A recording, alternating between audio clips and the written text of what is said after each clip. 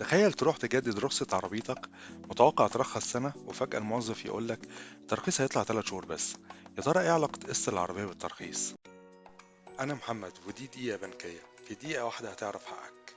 وائل اشترى عربية بقرض من البنك، وفي الأول كان ملتزم جدا في السداد، لكن حصلت له ظروف فتأخر في سداد أكتر من قسط.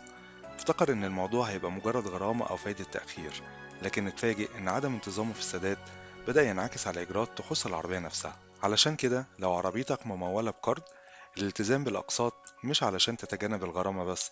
عدم الانتظام في السداد ممكن يترتب عليه إجراءات إضافية، ممكن يأثر على مدة الترخيص بتاعك، وكمان هيأثر على تقييمك الائتماني، وهيصعب حصولك على تمويل جديد، وممكن يسبب إجراءات قانونية إذا استمر التعثر بتاعك. قبل ما تفكر تأجل القسط بتاعك اسأل نفسك سؤال: هل توفير القسط النهاردة يستحق كل النتائج دي؟ ولو عندك ظرف يمنعك من السداد اتواصل مع البنك فورا قبل ميعاد الاستحقاق بتاعك، لأن الحل المبكر أفضل بكتير من الانتظار. ما تنساش تشارك الفيديو لو تعرف حد من صحابك أو قرايبك واخد عربية بالقسط متأخر في سداد القسط بتاعه.